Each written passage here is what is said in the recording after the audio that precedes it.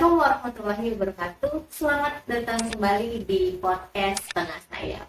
Nah, seperti biasa, Setengah Sayap itu adalah kisah tentang pilunya kisah cinta. Tapi di sini yang gue mau adalah kalian bisa mengambil hikmahnya dari setiap cerita. Yang mana pada kesempatan kali ini gue berterima kasih banget sama Bang Jambe. Terima kasih ya Bang, sudah diizinkan untuk datang kemari dan meminta nih Bang sebuah kisah setengah sayap yang Bang Jambe punya. Siap. Baru kali ini nih beda segmen nih. Ya.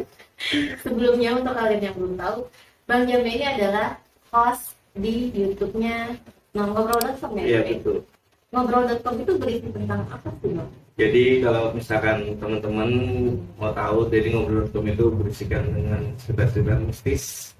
Yang dimana bisa dakian atau berlebih gitu sih. Nah, buat teman-teman yang punya cerita kisah mistis dan mau cerita di Ngobrol.com, silahkan ya Bang ya. Nanti akan gue cantumin di deskripsi. Siap. Oke, Bang Jambe. Nih agak apa nih ya? Karena gue pertama kali di luar segmen mistis gitu ya. Baru kali ini gue bisa ngobrol ketawa nih. Gimana? Punya kisah setengah sayap apa nih Bang yang bisa di-share ke teman-teman? Ya kalau misalkan cerita setengah sayap versi gue sih sebenarnya pilu banget sih. Pilu banget, jadi emang belum banyak orang tahu juga sih. Dan baru kali ini gue ceritain di setengah sayap nih. Gimana Bang? Nih gue harus cerita aja ya. Boleh. Jadi gue tuh punya pengalaman yang pilu ya, sesuai temanya dari setengah sayap, pilu banget. Dimana waktu itu gue sempet kenal lah sama seorang wanita, nggak mungkin laki-laki ya. Wanita, dan waktu itu gue kenal itu di zamannya masih kuliah. Jadi gue kuliah itu di salah satu universitas di daerah Depok. Memang sebelum masuk universitas ini biasanya murid-murid tuh mahasiswa-mahasiswanya dikumpulin di satu Twitter nih. Nah, gue kebetulan kenal dia tuh di Twitter. Gue kenal di Twitter. Sebenarnya awalnya cuma mau nambah teman. Akhirnya gue nanya lokasinya tinggalnya di mana. Ternyata tinggal di daerah Depok. Gitu. Sampai akhirnya gue tiap pagi tuh, tiap berangkat kuliah bareng dia terus. Tiap pagi tuh. Nah itu gue satu kelas sebetulnya sama dia. Jadi tiap datang gue bareng, tiap pulang pun gue bareng. Awalnya gue nganter cuma di dekat daerah rumahnya dia. Sampai endingnya gue nganter berani ke rumahnya. Sejak itu gue sering banget itu main rumahnya. Terus kadang pulang kuliah gue makan di rumahnya. Itu gue masih satu kelas waktu itu, di kelas 1 kan. Jadi kalau kuliah itu tinggal 1, 2, 3, 4 sampai semester 8 gitu. Dan akhirnya gue dekat terus sama dia, dekat sampai akhirnya ada satu momen dia minta tolong ke gue, "Bek, boleh nggak kalau misalnya lu nganterin gue buat nari, jadi nanti gue kasih lah duit buat ongkos bensinnya." Nah sampai endingnya tuh gue sering juga nganter dia nari ke sana kemari, dan akhirnya gue kenal juga beberapa temennya. Nah setelah itu singkat cerita gue akhirnya udah penghujung tingkat 1 nih, ya kan, mau masuk semester 3. Dan di situ biasanya murid-murid mahasiswa ini dipecah nih. Yang tadinya satu kelas ternyata akan beda kelas nih, dan di tingkat 2 ini nanti sampai tingkat akhir itu biasanya akan satu kelas terus. Nah dia sempat nanya tuh, kira-kira nanti kita misalkan di tingkat 2 akan bareng-bareng nggak ya? Ya karena kalau nggak bareng-bareng gue nggak tahu nih bakal sama siapa, bakal pulang sama siapa. Iya kayak gitu ya. Sampai di satu titik tuh gue ada acara apa ya, sama teman-teman gue yang nge-geng lah ya. Jadi kalau kuliah tuh kita ada geng-gengan deh tuh. Nah gue akhirnya ikut satu geng di kelas. Gue jalan-jalan lah ke daerah ini, Pulau Tidung. di Tidung. Gue jalan ke Tidung, dan karena gue semakin dekat sama dia, gue ada rencana akan nembak dia di sana gitu. Cuman gue masih ragu apa gue akan nembak di sana atau enggak gitu. Akhirnya hari keberangkatan tiba, gue ke Tidung. Sampai di Tidung itu kan 3 hari 2 malam, dan di hari pertama itu, di malam pertama gue belum berani tuh ngelakuin semuanya sama dia, karena gue masih deg-degan walaupun gue udah deket ya. Tapi untuk menyatakan perasaan tuh tetap aja, namanya laki-laki ya, deg-degan juga gitu. Keringetan juga, kopius juga gitu. Dan akhirnya ya udahlah, gue bilang kayaknya nggak jadi dah gitu, gue bilang. Cuma ada satu teman gue cowok namanya Faris bilang, udah ngambil sekalian aja momen nih di Tidung, gini bagus lah gini. Sampai akhirnya kayak gue nembak dia di daerah Tidung itu, di salah satu pinggiran pantai dekat Jembatan Cinta itu. Nah, akhirnya gue nyatain perasaan gue kalau misalkan gue udah suka sama lu, gue udah merasa nyaman sama lu, gimana kalau misalkan lu jadi pendamping gue bilang gitu. Cuman dia masih nggak mau gitu, karena dia berpikiran kita nih sahabatan gitu. Jangan sampai sahabatan ini akan putus gara-gara kita suka. Karena gue waktu itu, ini tips and trick juga ya buat teman-teman saat ada di situasi di mana kalian suka sama sahabat sendiri gitu. Iya, benar. Waktu itu gue ngomong gini, ya udah sekarang kita duduk berdua, kita lepas rompi persahabatan kita, kita jujur sama perasaan kita masing-masing, sebenarnya sayang nggak?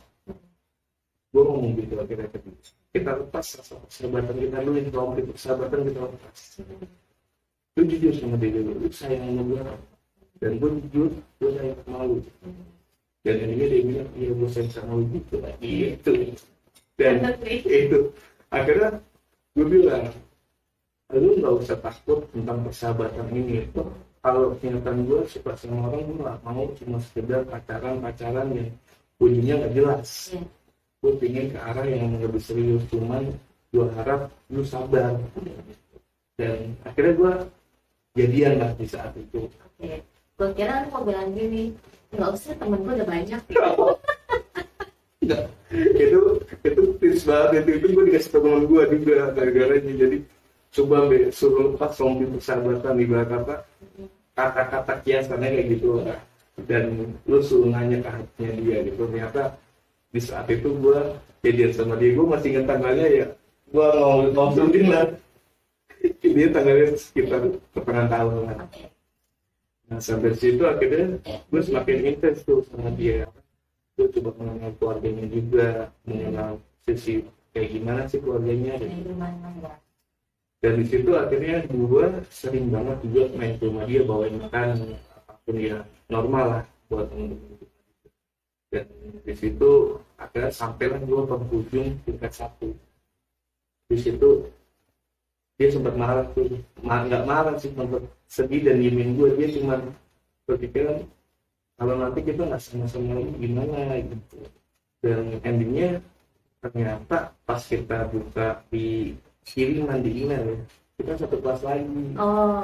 Kita satu kelas lagi, dan di kelas sebelumnya tuh gue jadi KM tuh kayak ketua kelasnya di kelas lah, dan dia gue jadi bendahara gue gitu. Dan di tingkat 2 pun karena memang waktu itu gue udah dikenal sebagai KM sebelumnya beberapa minggu, akhirnya gue langsung lanjutin lagi tuh jadi ketua kelas di tingkat 2. Dan dia gue tetap angkat jadi bendahara gue juga gitu. Karena memang bagus lah untuk penanganan uangnya. Terus kalau minta anak-anak kan harus baru gitu kan.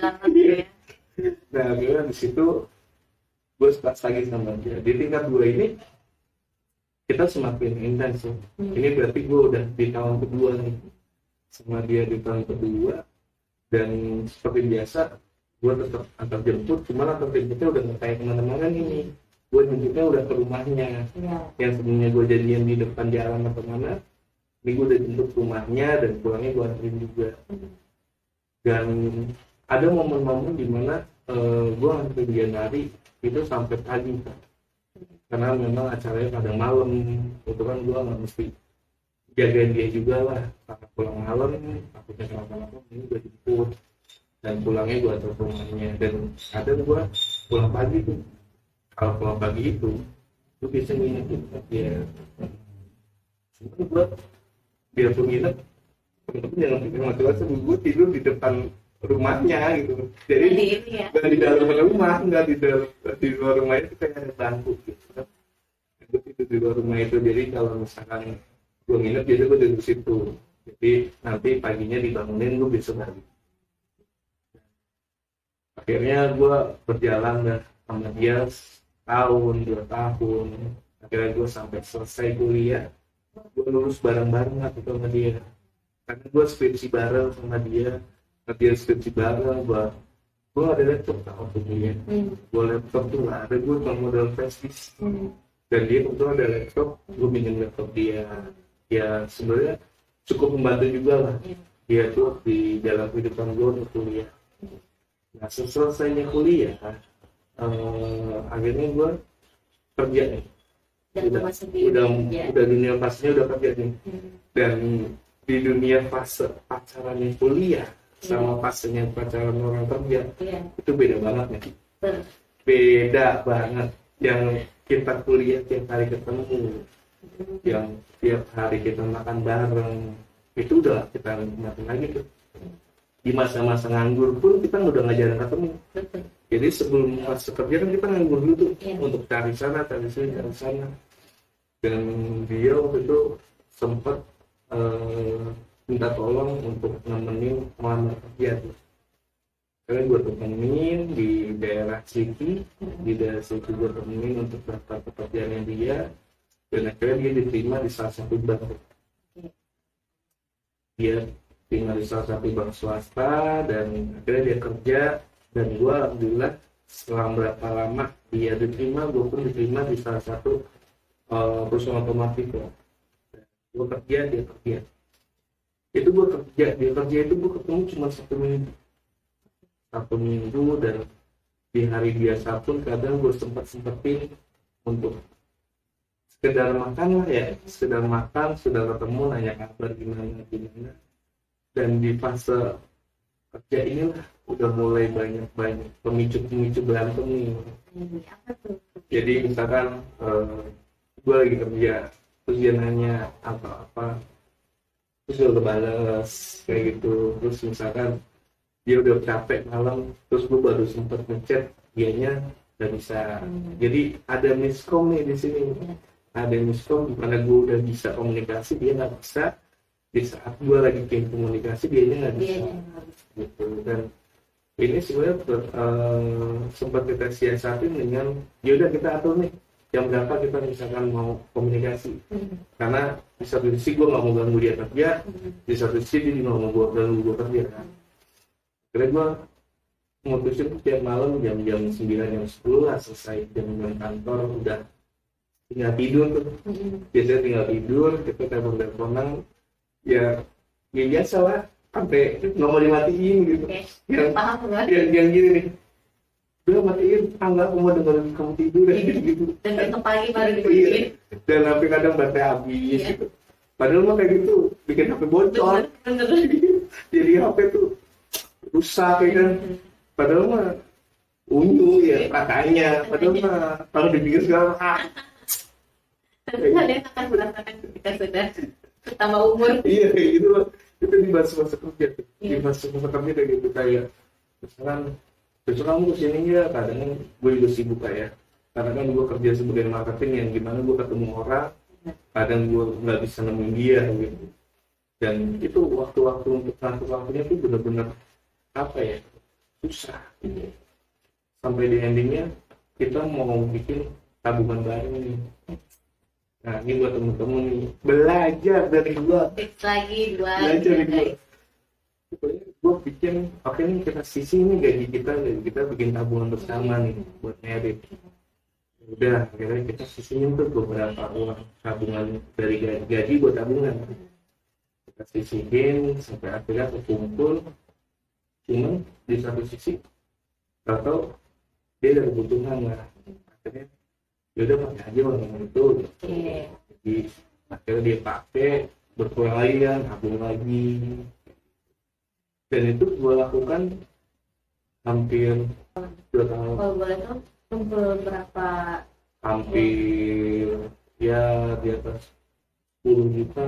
Wah, Di atas lumayan 10 nih. juta lah. Itu tabungan ya, tabungan yang besar. Cuma kan di satu sisi gue juga tabung sendiri. Iya. Akhirnya itu niatannya kita buat merit nanti, sama merit gitu. Niatannya. Ya, jadi kita udah ada niatan di situ tuh 4 tahun kuliah, berarti udah masuk tahun ke-6 ya. Udah masuk tahun ke-6, akhirnya gue punya rezeki nih dari kantor gue karena berkat penjualan bla bla bla, dan akhirnya gue memberanikan diri, yuk kita tunangan tuh akhirnya kita tunangan kita kumpulin hari. Cuman memang gue di sini bilang tunangannya kita bikin tuh mungkin terlalu wah ya. Oke. Yang gue bikin. Jadi sampai menghabiskan dana yang cukup lumayan waktu itu menurut gue pribadi ya. Dan akhirnya ya udahlah, nggak apa-apa, toh sekali seumur hidup, akhirnya kan gitu kan. Karena memang gue udah memasakkan asalnya ini buat calon istri gue nanti. Dan gue akhirnya tunangan di saat itu saat 6 tahun ya, saat 6 tahun gue pacaran, gue tunangan sama dia. Nah itu saat tunangan pun apa ya, nggak semulus yang gue kira gitu. Jadi di situ gue tetap berantem juga. Jadi memang karakter kita berdua tuh sama-sama keras gitu. Iya. Jadi yang gue maunya ini ya, gue maunya ini ya, walaupun gue keras, ujung-ujungnya laki itu di mana-mana ngalah gitu. Sampai lu jadi suami itu tetap ngalah. Ya. Gitu, walaupun keras batu ya, tetap aja ngalah. Nah setelah itu dari backdrop, dari baju, dari cincin itu beragam, mau dimana akhirnya ya tetap gue ngikutin apa yang dia mau gitu. Dan akhirnya lamaran, tunangan udah digelar, dan alhamdulillah gue udah seneng waktu itu karena gue berpikiran tinggal satu step lagi nih, kalau misalkan gue bisa jadi pria seutuhnya lah gitu, pria seutuhnya dan coba jadi apa ya, ibadah gitu kan. Gue berpikirnya laki-laki misalkan belum nikah kan belum menuntaskan ibadahnya gitu. Nih yang tersinggung ya, tapi yang begitu yang gue tahu. Dan akhirnya setelah tunangan itu ternyata nggak yang gue kira gitu kan. Nggak semulus yang gue kira. Iya, jadi yang gue kira tinggal gue nyiapin pernikahan, yang gue kira itu tinggal satu step lagi. Jadi memang setelah tunangan ini memang banyak banget masalah yang kunjung datang gitu, yang tiba-tiba jadi ketemu hanya tahu-tahu, padahal itu nggak pernah terjadi selama gue jadian sama dia. Karena itu ya mungkin mati, tapi cincin ngebat, tapi ini mati nggak ngebat ini. Aku mau ngobeng kayak gitu, itu nggak berani. Ini nggak betul mati. Terus tiba-tiba malam-malam tuh dia telepon, aku capek. Oke. Udah ya besok pagi kayak gitu. Itu nggak pernah terjadi. Jadi muncul kecurigaan nih. Sebenarnya gue nggak muncul curiga atau apapun, gue cuma berpikir oh ya udah. Mungkin memang lagi capek dan kerjaan dia, memang awal tahun kan banyak banget pembukuan ya gitu. Oke lah, ya udah kalau apa. Cuma kesini sininya kok makin aneh gitu, makin aneh dalam arti tiba-tiba yang bisa diemin gue 3 hari gitu. Ya ini kita udah tunangan nih. Nanti ya mikirin terus mikirin gimana caranya kita menikah seperti apa, dan kayak gimana, terus nanti yang diundang siapa aja, bla gitu. Nah ternyata sampai endingnya ternyata bokap yang nikah duluan ya. Bokap gua. Oh, bokap belum, bukan Gua nikah duluan. Jadi gini, tahun 2012 tuh nyoba. Yang gue nggak habis pikir kan gue mau nikah ya, bokap nikah gitu. Nah ini gue jadi berantem tuh di keluarga gue sendiri. maksud gue karena gue adat Jawa, orang Jawa yang berpikiran tahun tuh nggak boleh nikah 2 kali gitu. Jadi kalau misalnya tahun penuh tahun tuh di adat Jawa ada yang mengatakan tahun tuh satu keluarga tuh nggak boleh nikah 2 kali, jadi mesti nunggu setahun. Nah, akhirnya gue harus ikut adat itu. Nah, karena gue udah nggak mikirin buat nikah dulu nih, gue menunggu jenjang kapan gue harus menuntaskan gue nikahnya tanggal berapa, karena setahun itu kan. Nah ternyata mungkin karena hal tersebut semangat kita buat berdua tuh agak loyal nih buat nikah, karena yang bapak tanpa menikah gitu. Kalau misalkan komunikasi dari awal mungkin gue gak tunangan dulu, cuman ternyata ada miskom di sini gitu. Dan akhirnya ya udah dia sama gue tuh seimbang berantem yang tadi gue bilang. Ternyata selingkuhnya. Tapi gimana lu bisa tahu kalau si cewek itu ternyata selingkuh? Ya, jadi memang temennya ada yang bilang sama gue. Temennya ada yang bilang sama gue, temen di banknya dia. Nah dia nanti dia jalan sama cowok. Dan sebelumnya memang gue udah diem-dieman 1 minggu. Dan 1 minggu dan ada info itu. Sebelumnya gue pengen nyamperin dia untuk menyelesaikan masalah yang ada.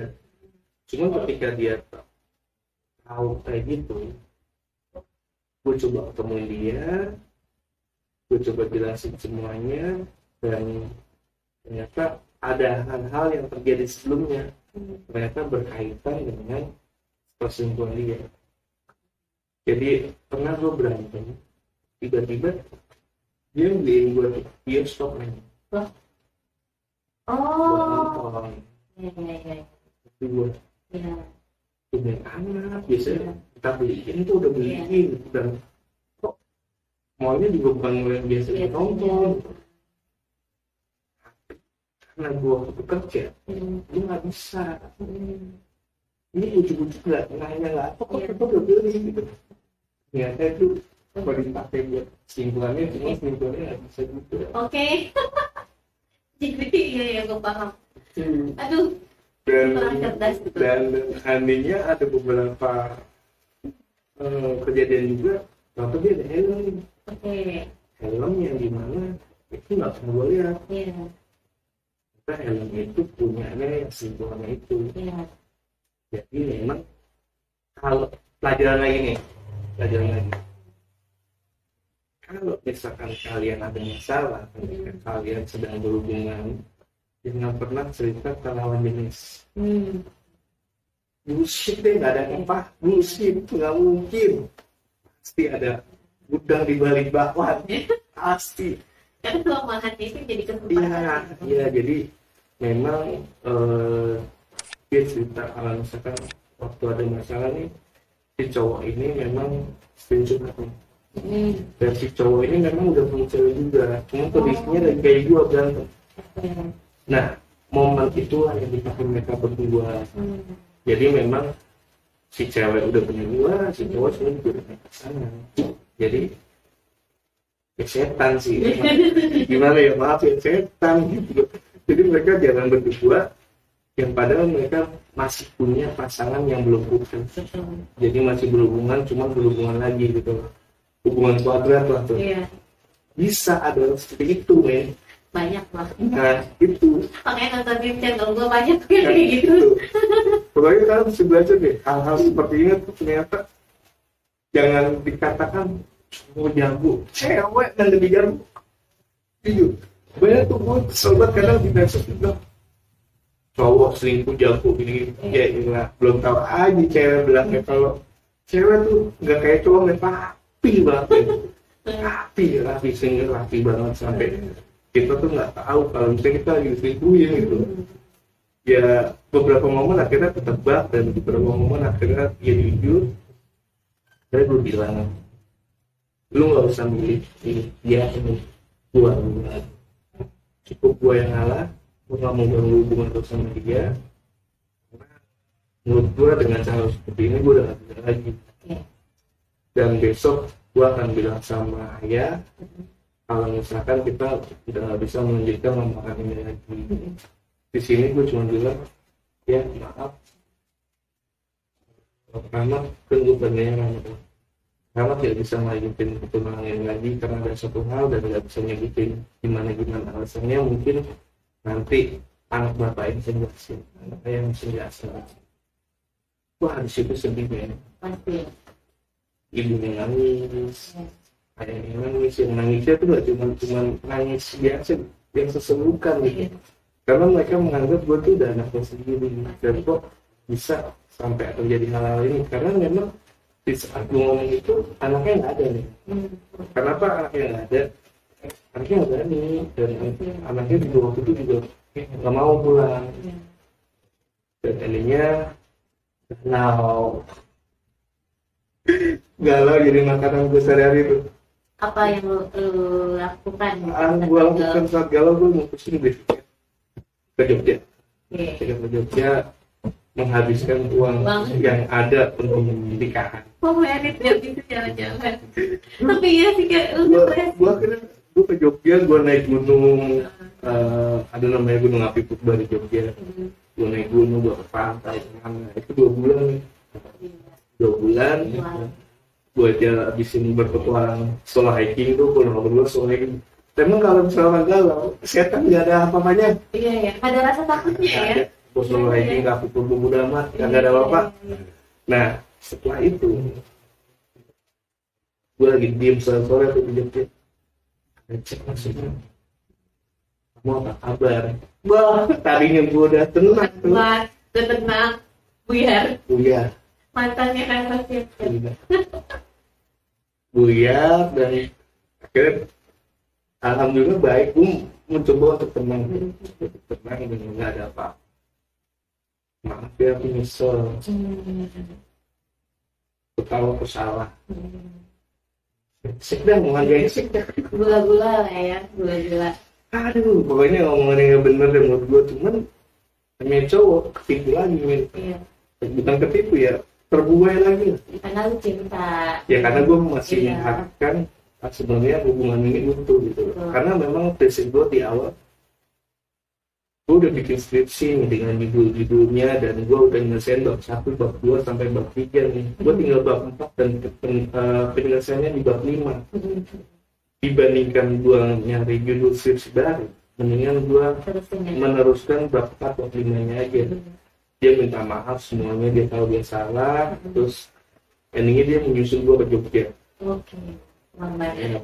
Ya udah, gue bilang kalau mau ke Jogja silakan, gue bilang gitu. Cuman gue pikir lagi karena laki-laki lagi ya, udah gue ke Jakarta aja. Jadi gue balik lagi di Jakarta tuh ya, ketemu satu momen lagi, ketemu orang tuanya lagi, jelasin semuanya kalau misalnya kita mau sama-sama lagi bla bla bla, dan endingnya kita sama-sama lagi tuh. Kita jalan lagi, kita ngobrol nih masalah merit. Masalah merit, jalan tuh sama dia selama beberapa bulan, 4 bulanan lah, sebelum ada kejadian di puncak kita lagi nih. Kejadian lagi. Jadi kalian sih tahu, wanita tuh pinter lah. Jadi ternyata kenapa dia mau balikan sama gue? Kenapa? Jadi cowok yang sama dia itu balik ke ceweknya dia. Dan dia lamaran sama ceweknya. Iya. Sendiri nih, ya kan? Iya. Balik lagi ke rumah, kasihnya gitu. Balik lagi ke rumah, balik lagi ke gua, dan ending di terakhirnya ternyata si cowok itu putus di tengah jalan, udah lamaran, dan balik lagi ke mantan gua. Ditinggal lagi bang. Mentol banget, gue bodoh banget ya. Dan akhirnya dia deketin lagi tuh mantan gue lagi, dan gue bilang gue udah mau nikah gini bilang pedenya gue ya. Tapi semakin kesini ternyata mantan gue malah menjalani lagi sama dia lagi. Jadi gue diselingkuhin yang kedua kalinya. Dan sini titik tersadar gue di mana gue nggak boleh gini aja. Ya udahlah, kata gue, emang hubungan yang nggak bisa diterusin, ikhlasin aja. Dan endingnya gue di situ nggak bilang lagi sama sebelumnya, cuman gue bilang titip salam buat orang tua kamu. Dan di situ gue udah terus kontak, gue udah coba mengkuatkan, walaupun dia nangis, aku tuh nangis ya. Kenapa sih ini nangis, cuman gue tahu tuh seneng nangisnya, kata gue seneng, gue yakin akhirnya dia keluarin kata-katanya itu gitu, kata gue. Cuman menurut gue gitu. Dan endingnya di situ gue bener-bener nggak galaunya tuh ditahan gitu. Ini gue bener-bener kayak orang udah hidup nih, cuman katanya awal gitu. Hidup sedang mati sama. Iya kayak gitu. Cuman gue pikir gue bener-bener udah malas mikirin dari itu. Mau merit tahun umur 40 gue amat, gue mikir gitu. Gue mau merit, nggak merit gue apa-apa, udah pacar tuh karena capek gitu. Gue udah 7 tahun tuh, 7 tahun gue deket sama cewek, dimana cewek itu gue banget, udah deket cincin, udah doa bersama, gue udah kenal keluarganya, dia udah kampung gue udah kampung dia, udah nggak jadi gitu.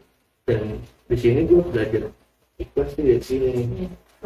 Gue sempet jadi yang dimana orang putus asa nih, jadi memang yang gak ngapain gak, gue nangis sesebukan sampai bapak gue yang bikin sedih. Titik balik gue malah bapak gue justru minta maaf, dia merasa bersalah, dia minta maaf, dia nangis juga, maksudnya dia nangis ini, kok kondisi jadi kayak gini, dia minta maaf karena gue merit, jadi lu gak bisa merit.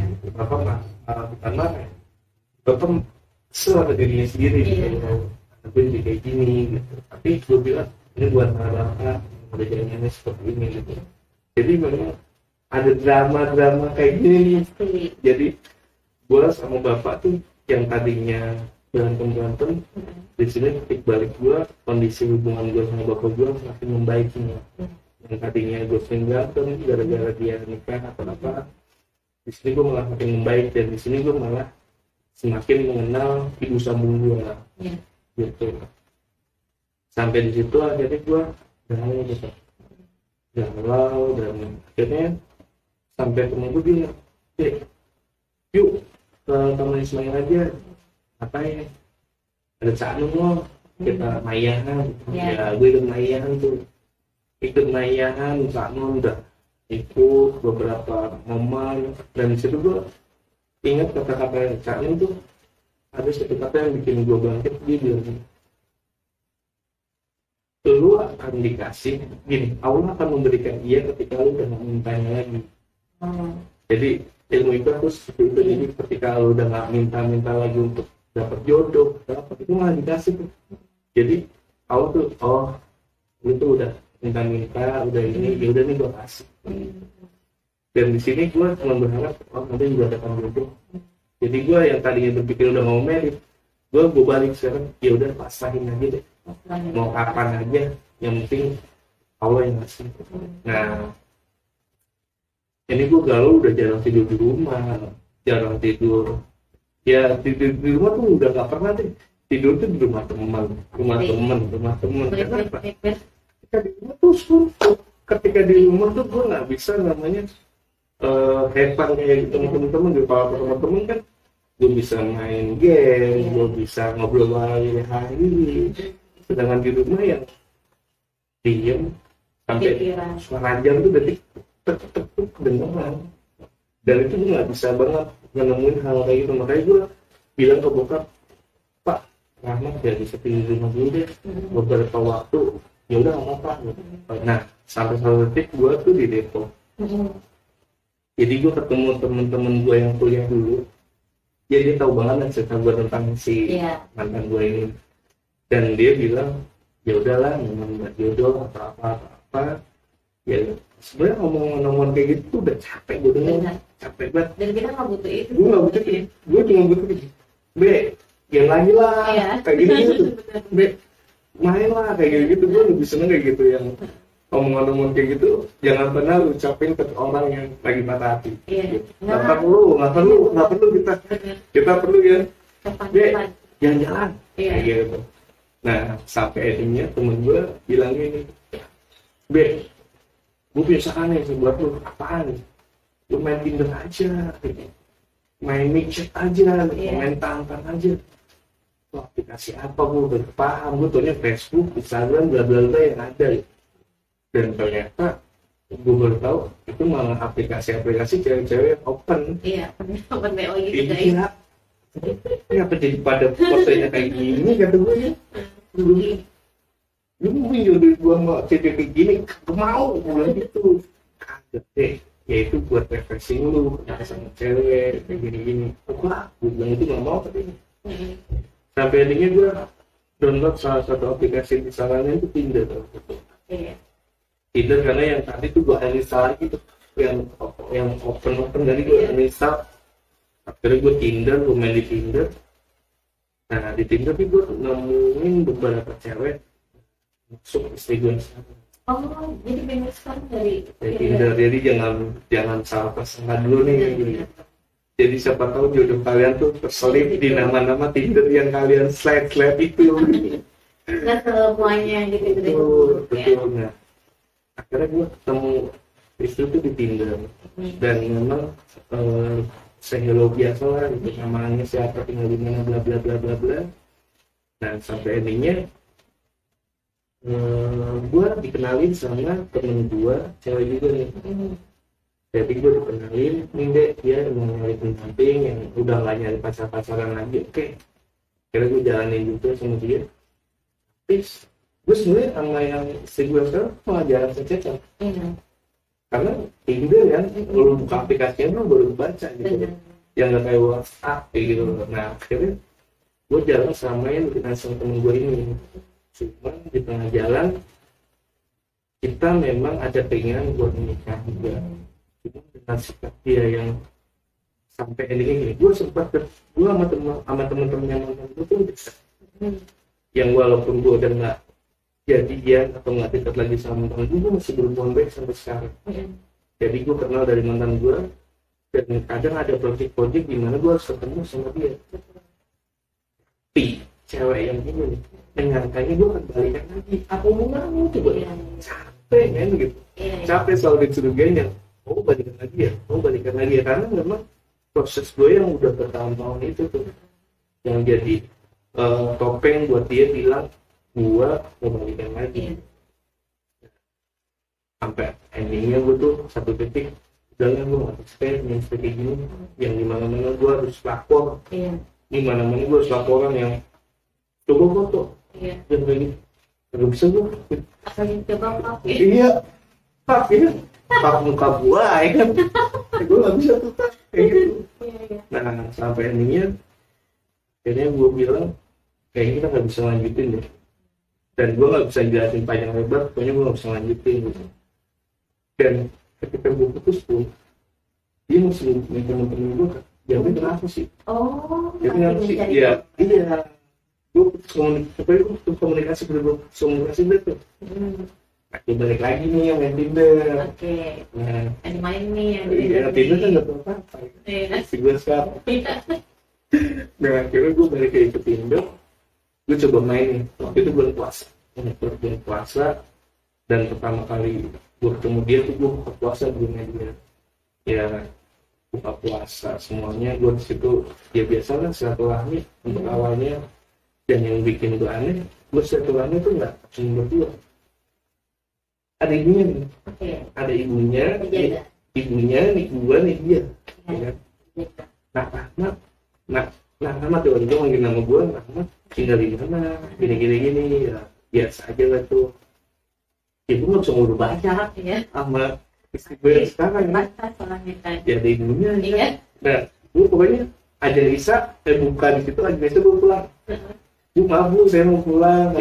Gue mau terawih, saya mau taruh di rumah aja, gue bilang gitu. gak dibahas ya kan. Akhirnya gue pulang nanya gimana tadi gini alhamdulillah saya senang tuh ketemu pertama kali ini gue.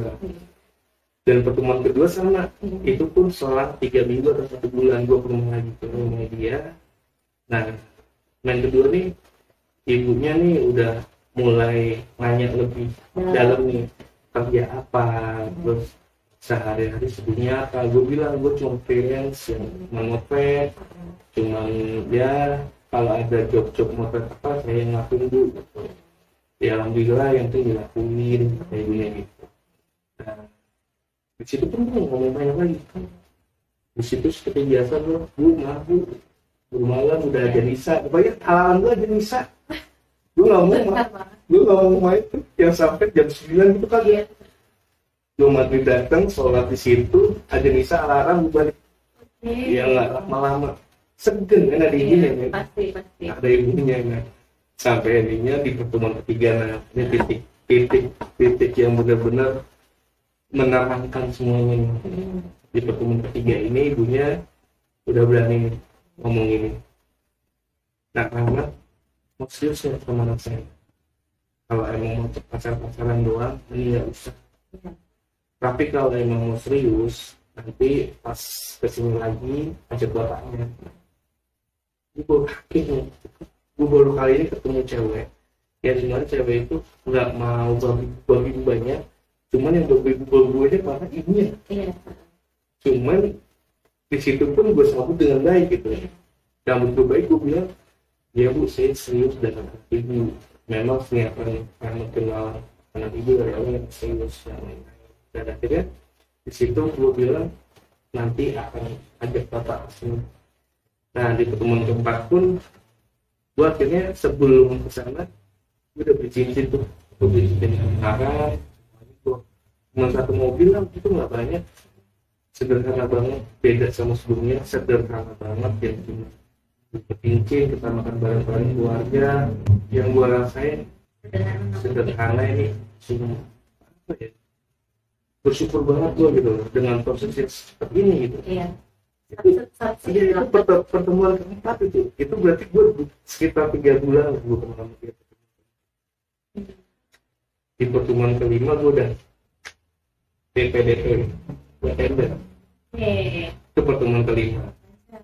Alhamdulillah yang sekarang tuh kemarin tuh nggak banyak berantem, cuman karena gue memang dari awal ikut, gue belajar dari awal yang gue keras, yang gue gimana. Memang di awal tuh banyak banget pelajaran yang gue bisa ambil buat yang sekarang gitu. Jadi semua pelajaran tuh ada di mata kalian sebenarnya. Gimana caranya kalian bisa jadi lebih baik untuk istri kalian nanti gitu.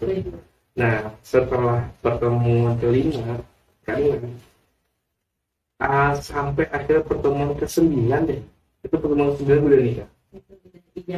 Udah ijazah, gue udah nikah dan gue udah nggak terlalu mewah, cuman memang gue bisa bilang alhamdulillah banget. Dan itu apa ya, gue ngurus berdua semuanya. Dan yang gue nggak habis pikir gini, orang tuanya tuh bilang gini, nah Rahmat gak usah mikirin mau ngasih uang ke anak saya berapa, yang penting niat dari bapak nanti kesini gimana, yang penting acara dia lancar, kalau emang kurang nanti juga kita tambahin kok. Dan akhirnya gue bisa bilang istri gue benar-benar hebat banget, dalam arti dia bilang gitu, mas fokus ke nikahan sama akad aja, biar urusan nanti buat perabotan apa yang perlu. Jadi setelah akad nikah itu gue udah tinggal di kontrakan yang baru, itu udah ada isinya, udah ada spindle, udah ada kulkas, itu dia yang bikin. Jadi gue fokus ke bayar tenda, bayar ini semuanya, dan itu pakai tabungan dia. Jadi memang gue mikirin buat semuanya pernikahan, dia mikirin buat selesainya akad kita tidur di mana. Dan kita udah bagi kayak gitu, akhirnya berjalan lancar, gue akhirnya nikah dengan jodoh gue sekarang ini. Dan alhamdulillah akhir Januari kemarin gue udah dikaruniai seorang putri. Selamat ya Bang. Suka gue. Ini definisi ini ya Bang, apa Allah akan memberi yang lebih baik. Iya betul. Di balik kesulitan. Iya pokoknya semua tuh ada jawaban dari Allah. Ya. Allah kenapa nggak menggariskan gue dengan sebelumnya? Mungkin ada hal-hal yang Allah nggak mau sampai gue cintai. Dan semua pelajaran yang seperti lo bilang Kak, misalkan lu manusia nih, lu mau berusaha kayak gimana pun, lu mau ngaturnya kayak gimana pun, kalau Allah bilang iya atau enggak, itu udah kehendak Allah. Iya. Itu udah Allah punya hak di situ. Iya. Kita cuma punya punya tugas rencana ini, tapi nanti itu Allah. Dan gue cuma bisa bilang jalan Allah tuh maha baik. Dan Allah tuh mengagumkan bagi kita. Lu akan kagum di endingnya. Ini kayak gue sekarang jatuh banknya gue. Jatuhnya gue. Terbayarkan dengan sekarang. Dan alhamdulillah gue dikalinya udah seorang putri. Gitu. Luar biasa. Dan dari kasus bokap pun itu sebenarnya kayak faktor untuk Allah bilang nanti loh. Iya, benar-benar. Kasus bokap tuh kayak bilang kayaknya tak dulu deh, lu jangan sama dia, kayak gitu. Jadi memang udah ditakdirkan semuanya gitu Pak. Dan alhamdulillah gue bisa bilang alhamdulillah. Nah buat teman-teman yang punya kasus yang sama, berprinsip aja sama itu, yakin aja di balik kesulitan kalian sesudahnya pasti akan ada kemudahan. Banget ya gue ngomong, sebenarnya itu buat gue sendiri. Oke, Bang Jambe, terima kasih banyak. Gue berharap sih kalian para pendengar meng-highlight pelajaran-pelajaran yang tadi udah bagus banget Bang Jambe sampaikan tentang bagaimana ya Bang ya dalam arti komunikasi segala macam. Terus ya sampai akhirnya kesabaran yang membuahkan hasil. Banyak deh. Dan gue ikut senang juga gitu ngedengarnya happy ending. Iya. Terima kasih Bang Jambe udah mau balikin kita. Iya. Oke, mungkin saya sampai sini aja karena terhubung waktu juga, jadi kita nggak bisa lanjut kamera aja, kita lanjutin ya Pak. Oke, siap. Nah buat teman-teman yang mau cerita kayak gini juga boleh hubungi kami di DM IG @sayap_podcast atau kirim email juga boleh.